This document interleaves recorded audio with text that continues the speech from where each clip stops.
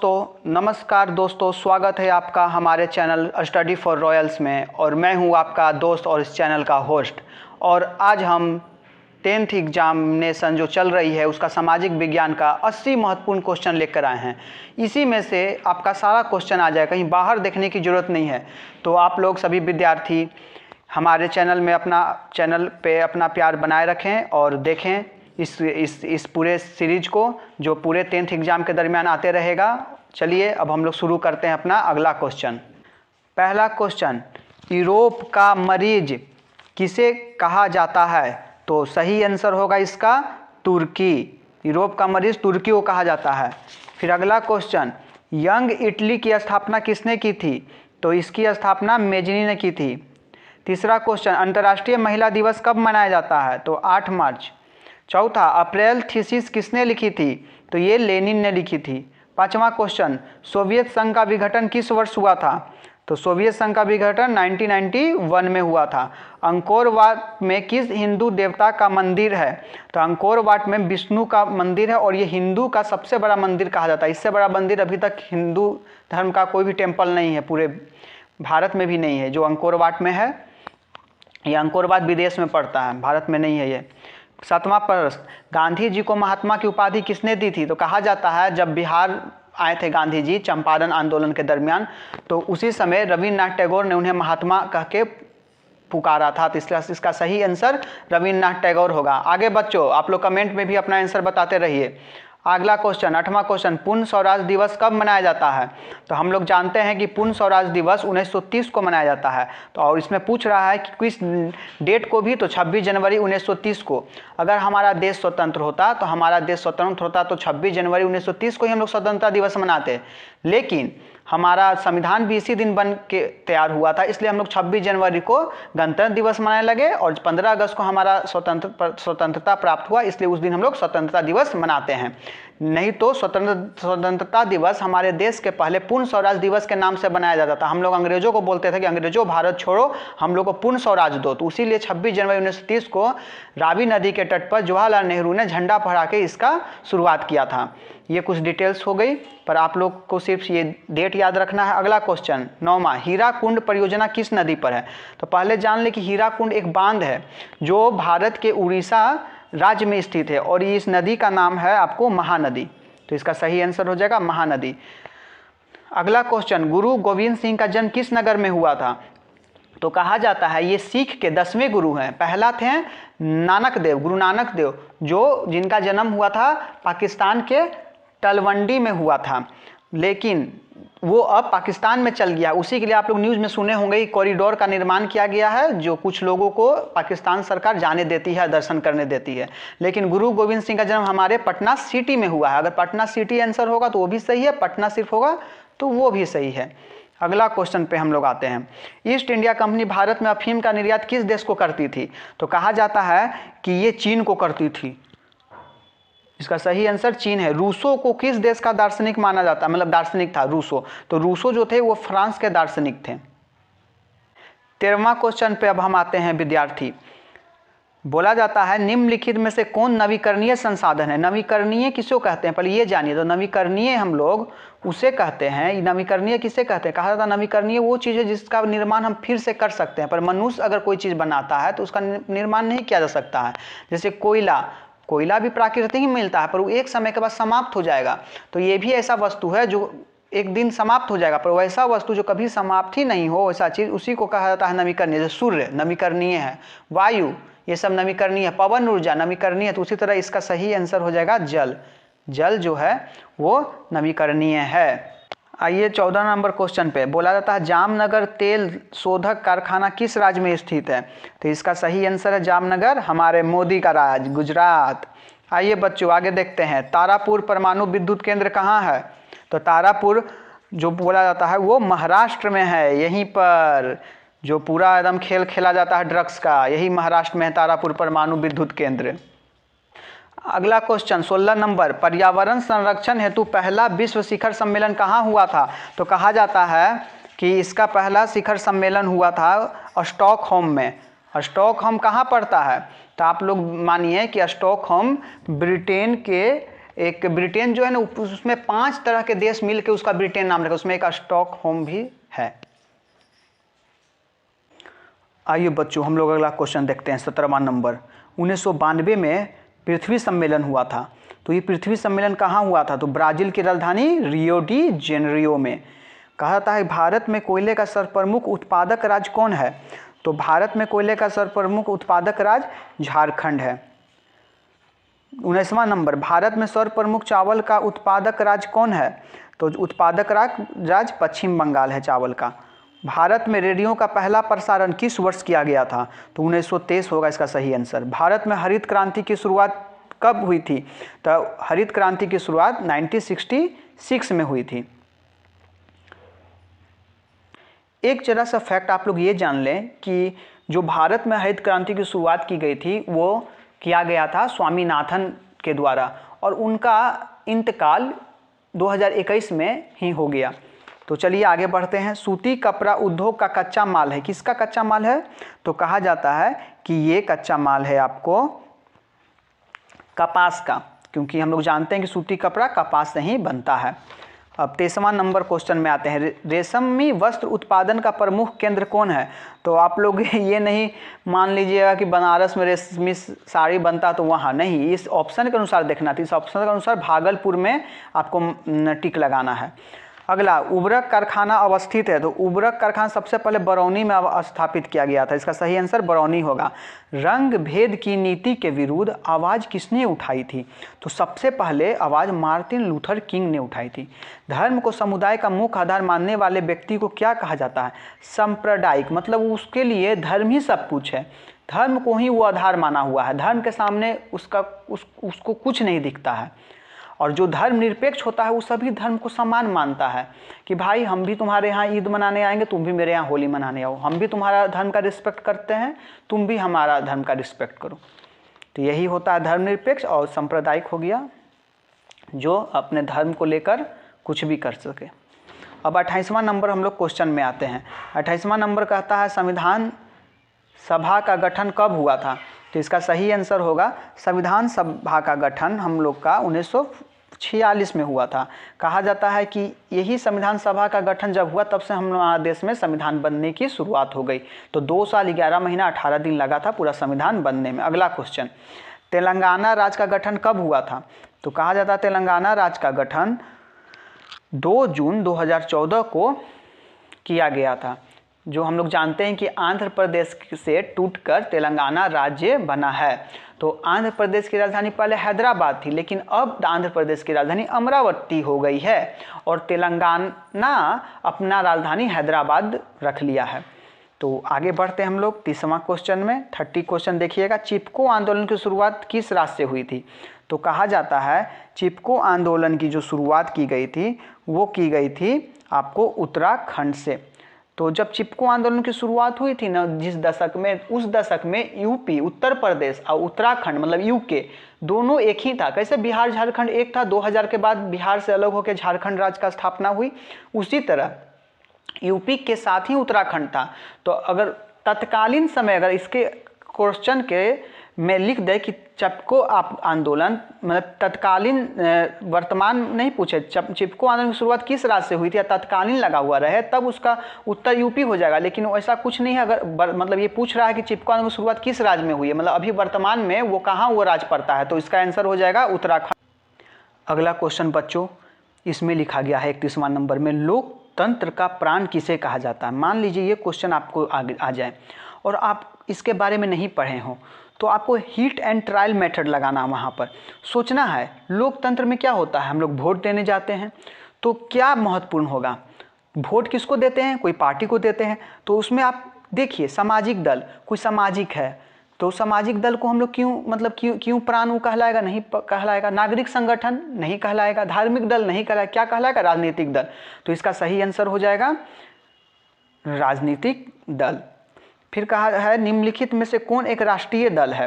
तो राष्ट्रीय दल अभी 8 हो गई है, तो इसमें पूछ रहा है कि इसमें से कौन। तो भारतीय जनता पार्टी ही राष्ट्रीय दल, बाकी लोक जनशक्ति पार्टी, डीएमके, जनता दल, ये सब लोकल पार्टी है, क्षेत्रीय पार्टी। तो देखिए निम्नलिखित में कौन राष्ट्रीय दल है, तो पूछ रहा है क्वेश्चन जनता दल है, ये बिहार का एक क्षेत्रीय पार्टी है। डीएमके ये तमिलनाडु तरफ की है, साउथ की तरफ की है। लोक जनशक्ति पार्टी ये भी एक क्षेत्रीय है, तो इसका सही आंसर हम लोग का हो जाएगा भारतीय जनता पार्टी। भारत में अगला क्वेश्चन, भारत में लोकतंत्र की शुरुआत हुई थी। भारत में लोकतंत्र की क्या चुनौती है, चुनौती पूछ रहा है, लोकतंत्र के लिए क्या चुनौती होता है, तो इसका सही आंसर हो जाएगा इनमें से सभी। देखिए कोई भी लोकतंत्र में बोला जाता है कि जाति देख के वोट कभी नहीं करना चाहिए, क्योंकि जाति के नाम पर वोट जो देते हैं वो, मान लीजिए कि क्या कहें, ये तो पॉलिटिकल बात हो जाएगी, चलिए आगे बढ़ते हैं। पर जाति और परिवारवाद ये सब, आतंकवाद ये सब लोकतंत्र की बहुत चुनौती होती हैं। आगे बढ़ते हैं हम लोग। अगला क्वेश्चन है कि किसने कहा है लोकतंत्र जनता के लिए जनता द्वारा चुना हुआ शासन है, तो हम लोग को पता है ये अब्राहम लिंकन अमेरिकी राष्ट्रपति बने थे, वो उन्होंने कहा था। और ये मुखिया तक का चुनाव हार गए थे। ये कभी उम्मीद नहीं किए थे कि हम एक दिन अमेरिका जैसे राष्ट्र का राष्ट्रपति बनेंगे, लेकिन उन्होंने वो उपलब्धि भी हासिल की। अगला क्वेश्चन, निम्नलिखित में कौन सा कदम लोकतांत्रिक सुधार की सूचक है, तो आप भी इसमें हिट एंड ट्रायल मेथड नहीं लगाना चाहते हैं तो नहीं लगाइए, लगाना चाहते हो लगाइए, सोचिए, क्योंकि क्वेश्चन सोचने पे ही बनता है। तो इसमें कह रहा है कि लोकतांत्रिक सुधार की सूचक क्या चीज़ इसमें से, ऑप्शन में से कौन ऐसा चीज़ है जो जितना ही मजबूत होगा उतना ही लोकतांत्रिक सुधार होगा। तो कहा जाता है इसमें कि पंचायती राज जो होता है उसके अंदर सब आ जाता है, शिक्षा सामाजिक असमानता, तो इस सब को भूल जाना है, सिर्फ आपको आंसर याद रखना है पंचायती राज। अगला क्वेश्चन, भारत का योजना आयोग के अध्यक्ष कौन है, तो अब योजना आयोग नहीं रहा बच्चों, अब योजना आयोग बदलकर नीति आयोग हो गया है। जब से प्रधानमंत्री मोदी प्रधानमंत्री बने हैं 2014 में, तो उन्होंने घोषणा किया था लाल किला से कि हम लोग योजना आयोग की जगह नीति आयोग लाएंगे, तो वो अब नीति आयोग के नाम से जाना जाता है। उसका जो अध्यक्ष होता है वो जब भारत का प्रधानमंत्री होता है, जो भी प्रधानमंत्री बनेगा वो ऑटोमेटिक उसका अध्यक्ष बन जाएगा। जैसे आप लोग जानते होंगे कि जो भी भारत का उपराष्ट्रपति बनता है वो राज्यसभा जो बड़ी सदन कहलाता है उसका ऑटोमेटिक सदस्य के साथ सदस्य तो नहीं रहता पर अध्यक्ष बन जाता है। मतलब जो भारत का उपराष्ट्रपति होगा वो ऑटोमेटिक राज्यसभा का अध्यक्ष हो जाएगा, मतलब सभापति हो जाएगा। तो आइए अगला क्वेश्चन देखते हैं हम लोग 37 नंबर में कहता है कि भारत में प्रथम पंचवर्षीय योजना की शुरुआत कब हुई थी। तो हम लोग जानते हैं कि हमारा देश आज़ाद हुआ था 1947 में और हम लोग का संविधान बन के तैयार हो गया था 1950 में। तो कब होगा, तो अगला 1 साल के बाद होगा, मतलब 51 से नया सत्र शुरू हुआ। बिहार में अगला क्वेश्चन है 38, बिहार के किस जिले की प्रति व्यक्ति आय सबसे कम है, सबसे कम पूछ रहा है यहाँ पर। तो आपको याद रखना है कि इसका आंसर शिवहर होगा। अगर सबसे ज़्यादा पूछता तो सबसे ज़्यादा है बच्चों पटना का। अगला क्वेश्चन, आधुनिक युग की प्रगति का श्रेय मुद्रा को ही है, यह कथन किसका है। मतलब ये 4 ऑप्शन है आपको, मतलब 3 ऑप्शन है, एक है उनमें से कोई नहीं। उनमें से एक का कहना है कि आधुनिक युग का प्रगति तभी संभव है जब मुद्रा हो, मतलब पैसा हो, पैसा ही सब कुछ है। तो ये बात मार्शल ने कहा था। अब आगे हम लोग देखते हैं, बांग्लादेश की मुद्रा का क्या नाम है। तो कहा जाता है बांग्लादेश की मुद्रा का नाम टाका है। तो सही आंसर बच्चों टाका हो जाएगा। भारत में सहकारिता आंदोलन का प्रारंभ कब हुआ था। तो कहा जाता है कि इसका सही आंसर 1904 होगा। अगला क्वेश्चन, भारत में कितने राष्ट्रीय बैंक हैं। तो 19 राष्ट्रीय बैंक है। ये देखिए ये उस समय का पूछ रहा है जब भारत आज़ाद हुआ था, उसके बाद का पूछ रहा है जब इंदिरा गांधी राष्ट्रीय की थी बैंक को। अब हमारी सीतारमन जो हैं, हमारी वित्त मंत्री जो हैं, उनका कहना है कि अब सब बड़े बड़े बैंक को मर्ज करना है, 2023 तक 6 कर देना है, आगे आने वाले वर्षों में शायद 3 ही बैंक रहें, सब एक दूसरे में मर्ज हो जाए। तो यहाँ तो ऑप्शन के अनुसार 19 होगा। हम लोग एक सेट देख लिए बच्चों, ये दूसरा सेट देखने जा रहे हैं। आप लोग ध्यान से बस देखते रहिए और इसे एक बार रिवीजन करके जरूर जाएं सेंटर पे, आपको बहुत फायदा होगा और आपका एक भी क्वेश्चन शायद ना छूटे इससे। तो चलिए हम लोग शुरू करते हैं।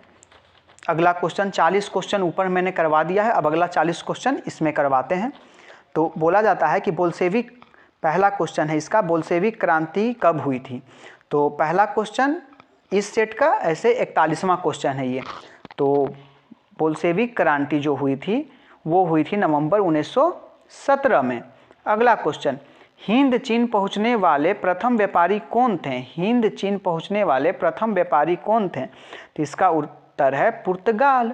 वास्को डी गामा सबसे पहले आया था ना कालीकट बंदरगाह के पास, आप लोग पढ़े होंगे। अगला क्वेश्चन, असहयोग आंदोलन का प्रस्ताव कांग्रेस के किस अधिवेशन में पारित हुआ था?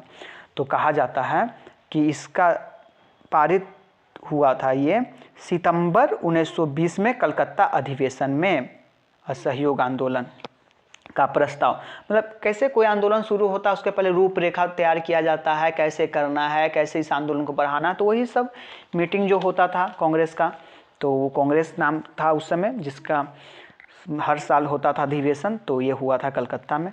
अगला क्वेश्चन चौथा, राष्ट्रीय स्वयंसेवक संघ की स्थापना किसने की थी और कब की थी, ये पूछा जा रहा है। तो इसका आंसर हो जाएगा 1925 में के.बी. हेडगेवार। आरएसएस का नाम आप लोग सुने हैं ना, बस उसी का ये हिंदी है, राष्ट्रीय स्वयंसेवक संघ।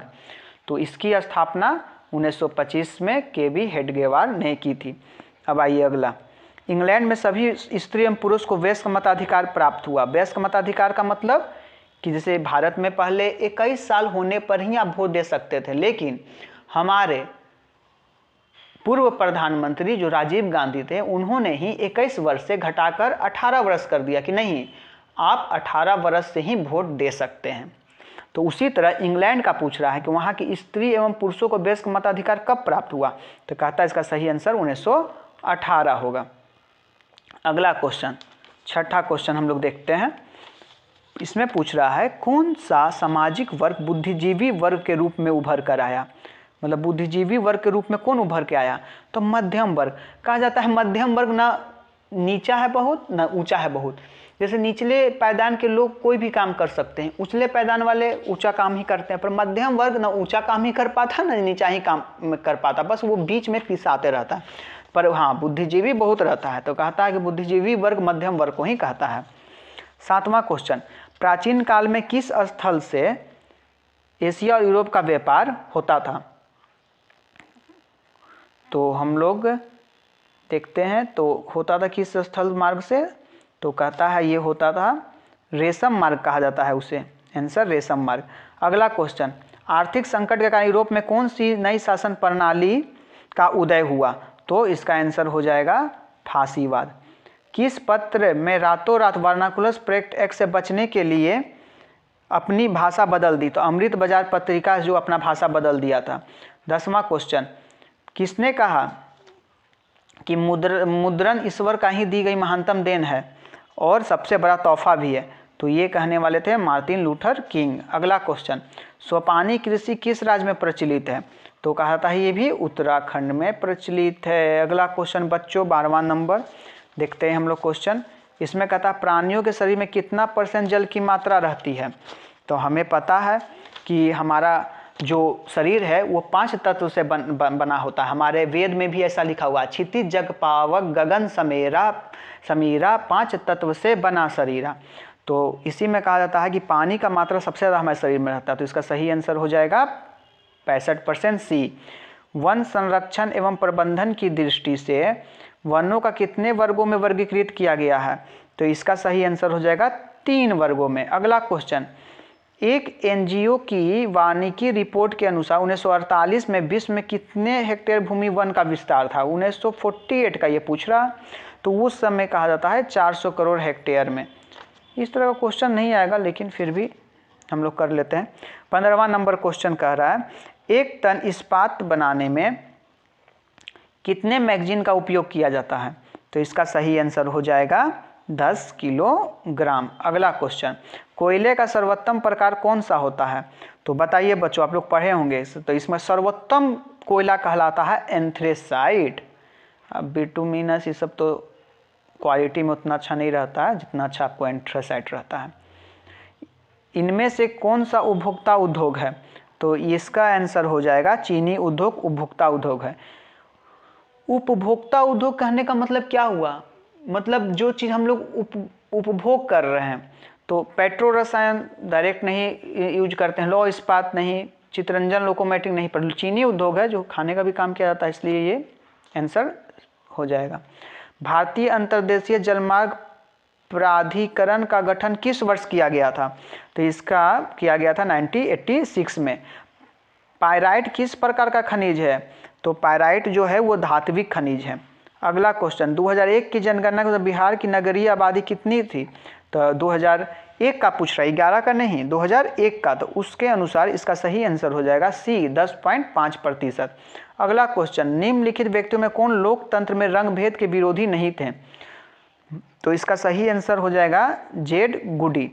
अगला क्वेश्चन, सांप्रदायिक राजनीति किस धारणा पर आधारित है? तो ये आधारित है एक धर्म दूसरे धर्म से श्रेष्ठ मानने की अवधारणा पर। 23वां नंबर क्वेश्चन, संघ सरकार का उदाहरण है? तो कहा जाता है संघ सरकार का उदाहरण अमेरिका है।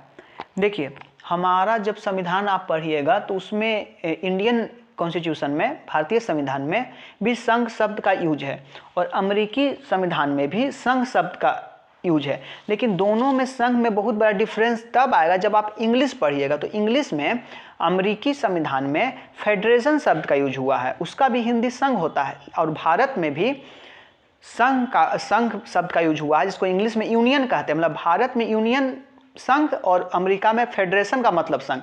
ये दोनों संघ में बहुत अंतर है, क्योंकि भारत का जो संघ है वो है कि भारत जो है सब राज्य से मिलकर एक भारत देश का निर्माण हुआ है और कोई किसी से अलग नहीं हो सकता है। टूट सकता है क्षेत्र में, चलिए 25 था पहले, 25-28 हो सकता है राज्य, लेकिन वो टूट नहीं सकता है। जो भी है संघ और राज्य में हमेशा एक कॉम्बिनेशन बना हुआ रहेगा। लेकिन जैसे हम लोग का क्या नियम है कि अगर मान लीजिए कोई हाई कोर्ट से आप संतुष्ट नहीं है तो आप सुप्रीम कोर्ट जा सकते हैं, मतलब संघ में आप जा सकते हैं अगर राज्य का कोई मामला लेकर केंद्र में। लेकिन वहाँ ऐसा नहीं, अमेरिका में वो डिटेल बहुत है, उसके बारे में बाद में चर्चा किया जाएगा। बस इतने समझ जाइए कि संघ सरकार का उदाहरण भारत भी है और अमेरिका भी, लेकिन भारत इसमें ऑप्शन में नहीं था, इसलिए अमेरिका हुआ। अगला क्वेश्चन, भारतीय लोकतंत्र के सत्ता के विरुद्ध जन आक्रोश किस दशक से प्रारंभ हुआ था? तो इसका सही आंसर हो जाएगा 1970 के दशक से शुरू हुआ था। अब 25 नंबर देखते हैं क्वेश्चन हम लोग, चिपको आंदोलन निम्नलिखित में किससे संबंधित है? तो चिपको आंदोलन पेड़ बचाने से संबंधित है। सब पेड़ पर चिपक गए थे, काटो, क्योंकि उस समय पेड़ को काट के जमीन के लिए पेड़ को काटा जाता था, तो इसलिए वहाँ के लोग पेड़ से बहुत प्यार करते थे, इसलिए ऐसा किया गया था। अगला क्वेश्चन हम लोग देखते हैं 26 नंबर, तारी विरोधी आंदोलन निम्नलिखित किस प्रांत में शुरू किया गया था? तो ये शुरू किया गया था आपको आंध्र प्रदेश राज्य से। अगला क्वेश्चन, राजनीतिक दल की नींव सर्वप्रथम किस देश में पड़ी थी? मतलब कहा रहा है कि जो पार्टी आजकल चुनाव में खड़ी होती है, सबसे पहले किस देश ने पार्टी को वोट दो ऐसा कॉन्सेप्ट लाया था? तो इसका सही आंसर हो जाएगा ग्रेट ब्रिटेन, क्योंकि सब तो वहीं से आया है, ग्रेट ब्रिटेन से ही।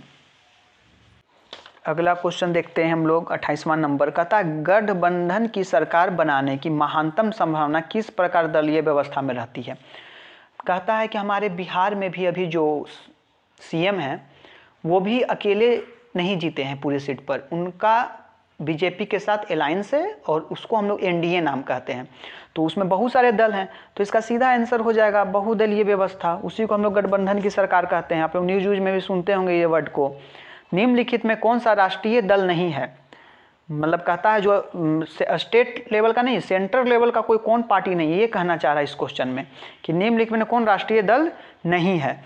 तो देखिए इसमें लोक जनशक्ति पार्टी लोजपा जो रामविलास पासवान का था, अब उनके चाचा जी का हो गया, मतलब जो चिराग पासवान थे वो बोले कि मेरा पार्टी है मेरे पिताजी के बाद, लेकिन उनके चाचा बोले परशुराम की नहीं, तो परशुराम ही केस जीते। तो अब लोक जनशक्ति पार्टी के जो अध्यक्ष हैं वो परशुराम जी हैं, लेकिन ये एक क्षेत्रीय पार्टी है। बस यही पूछ रहा है कि इसमें कौन राष्ट्रीय दल नहीं है, लोक जनशक्ति पार्टी है।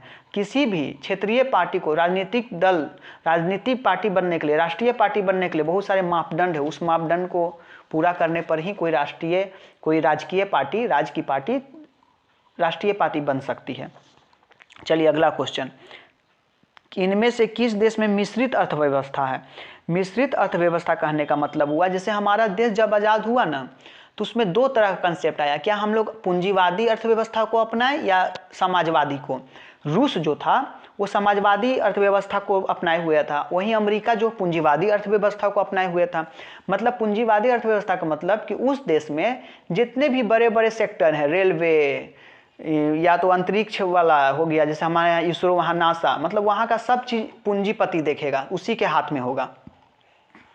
समाजवाद का मतलब कि सारा चीज़ सरकार के अंडर में रहेगा, सब पे सरकार का आधिपत्य रहेगा। तो उस समय भारत जब आज़ाद हुआ तो शीत युद्ध का समय था, अमेरिका और रूस में शीत युद्ध चलता था।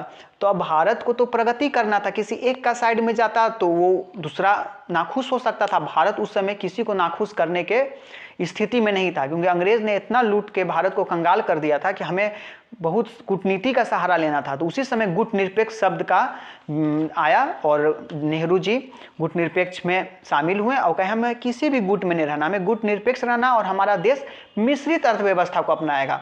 मतलब कुछ हम लोग समाजवाद को भी लेंगे, कुछ पूंजीवाद को भी लेंगे। जैसे अब देखिएगा, अब मोदी सरकार आते आते 3 सेक्टर ही बचा है जो पूर्ण रूप से आपको सेंट्रल के हाथ में है, बाकी सब पूंजीपति मतलब प्राइवेटाइजेशन हो गया सभी चीज़ का। जैसे रेलवे में भी आप देख रहे हैं आप लोग प्राइवेटाइजेशन हो गया है, बहुत सारा विरोध इसके लिए भी हो रहा था आने वाले न्यूज में। तो वही कहता है कि इसमें क्वेश्चन में बोल रहा है कि मिश्रित अर्थव्यवस्था वाला देश कौन है, तो हो जाएगा यहाँ आंसर हो जाएगा 30 का सी, भारत। अगला क्वेश्चन, इनमें से किसे पिछड़ा राज्य कहा जाता है, तो पिछड़ा राज्य कहा जाता है इनमें से बीमारू राज्य। तो बी से हो जाता था, बी से बिहार आता था, मारू, तो एम से मध्य प्रदेश आता था, राजस्थान आता था, यूपी आता था ऊ से। तो बीमारू राज्य की गणना में तो इसमें देखिए जो जो नाम हमने बताया, बिहार, मध्य प्रदेश, यूपी, राजस्थान, उसमें से ऑप्शन में सिर्फ बिहार है, तो इसका सही आंसर बिहार हो जाएगा। शेयर बाजार की नियामक संस्था कौन है, अगला क्वेश्चन है। नियामक संस्था का मतलब रेगुलेटिंग, कौन रेगुलेट करता है। जैसे हम लोग अभी, जैसे आप लोग अभी बच्चे हैं तो आपको कौन रेगुलेट करता है, अगर आप स्कूल जाते हैं तो वहाँ आपके टीचर रेगुलेट करते हैं, घर में रहते हैं तो आपके गार्जियन रेगुलेट करते हैं। उसी तरह कोई भी संस्था बनती है तो उसका एक नियामक इकाई होता है जो उसके पर निगरानी रखता है, कुछ गलत नहीं करे और सही से काम करे। तो उसी तरह कहा जाता है कि शेयर बाजार का भी एक नियामक संस्था है जिसका काम है सब पर नज़र बनाए रखना, तो उसका संस्था का नाम है सेबी, इसका ऑप्शन बी हो जाएगा सही। अगला क्वेश्चन, निम्न में से कौन सा संस्थागत वित्त का साधन है, तो इसका सही आंसर हो जाएगा व्यावसायिक बैंक। अगला क्वेश्चन, भारत की वित्तीय राजधानी किस शहर को कहा जाता है। जैसे भारत की 2 राजधानी है, आपको भी पता होगा, नहीं है तो जान लीजिए। अगर राजनीतिक रूप से राजधानी माना जाए, जो ऑल ओवर इन सब वर्ल्ड मानती है, वो दिल्ली है, लेकिन अगर वित्तीय पैसा वाली राजधानी की बात हो जाए तो वो हो जाएगी मुंबई। अगला क्वेश्चन, इनमें से कौन एक बीमारू राज्य नहीं है, तो देख लीजिए कौन इसमें बीमारू राज्य नहीं होगा। जैसे हमने बोला ना, बिहार, उत्तर प्रदेश, मध्य प्रदेश, उड़ीसा, यूपी, राजस्थान, ये 6 बीमारू राज्य है। कर्नाटक नहीं है इसमें, कर्नाटक ऑप्शन में है जो नहीं है बीमारू राज्य, नहीं पूछ रहा है, इसलिए इस वर्ड को ध्यान से देखें। नहीं, अधिकतर यही गलती होता है हम लोग को, हम लोग यही वर्ड नहीं देखते हैं, तो कर्नाटक हो जाएगा। ये सब तीनों बीमारू राज्य की श्रेणी में आता है। 36 नंबर क्वेश्चन, वैश्वीकरण के मुख्य अंग कितने होते हैं। वैश्वीकरण के मुख्य अंग होते हैं 5। अगला क्वेश्चन, भारत में उपभोक्ता संरक्षण अधिनियम की घोषणा कब की गई थी, तो इसकी घोषणा 1986 में की गई थी। मतलब अगर आप किसी दुकान में जाते हैं, अगर वो आपको गलत सामान देता है, आप उस पर उपभोक्ता में जाके शिकायत कर सकते हैं, उसका टोल फ्री नंबर होता है। तो अगला क्वेश्चन पे आते हैं हम लोग, स्वर्ण आभूषणों की परिशुद्धता को सुनिश्चित करने के लिए किस मान्यता प्राप्त चिन्ह का होना आवश्यक है, तो इसका बोला जाता है कि इसका आंसर हो जाएगा हॉलमार्क का। वही अगर आप लोहा का चीज़ खरीदिए तो उसका मार्क आप लोग ISI मार्क से पहचान सकते हैं। अगला क्वेश्चन 39 नंबर, नदियों में बाढ़ आने का प्रमुख कारण क्या है, तो नदियों में बाढ़ आने का सबसे प्रमुख कारण है नदी की तली में अवसाद का जमाव। हर बार नदी आ रहा है, बाढ़ ला रहा है, अपने साथ मिट्टी ला रहा है, तो नदी का जो गहराई है, तली है, वो बढ़ रहा है और बढ़ते हुए वो ऊपर तक आ रहा है, तो वो पानी कहाँ गाँव में घुसेगा। तो इसी तरह और इतना अतिक्रमण कर दिया गया है, बांध बना के एक बैग पानी छोड़ता है, तो ये सब उत्तर बिहार में आप लोग सुनते होंगे कि हर मानसून में बाढ़ आ जाती है। अगला क्वेश्चन, भूकंप संभावित क्षेत्रों में भवनों की आकृति कैसी होनी चाहिए, तो जो बोला जाता है कि भूकंप जोन में आते हैं उनका आयताकार होता है, इस तरह का अगर घर बनेगा तो गिरने की संभावना कम रहेगी। तो इसी के साथ मेरे प्यारे दोस्तों, मित्रों, स्टूडेंट्स, हमारा जो संभावित क्वेश्चन था सामाजिक विज्ञान का वो यहाँ पर समाप्त होता है। आशा करता हूँ कि आपको इससे ज़रूर फ़ायदा होगा। और एक बात और कहना चाहूँगा, आप लोग इस वीडियो को या मेरे लिंक सब्सक्राइब कीजिए या नहीं कीजिए, हमारे चैनल को लाइक कीजिए या ना कीजिए, लेकिन इस वीडियो को ज़रूर देख के आप लोग एग्ज़ाम में जाएं, क्योंकि आपकी ही सफलता में हमारी खुशी शामिल है। अगर आप सफल होंगे तो खुशी हमें मिलेगी। और हमारी चैनल पर आपको PDF या वीडियो सब हमेशा मुफ्त मिलते रहेगा। आशा करता हूँ कि आपका ये एग्ज़ाम बहुत अच्छा से जाए। Thank you. जय हिंद, जय भारत।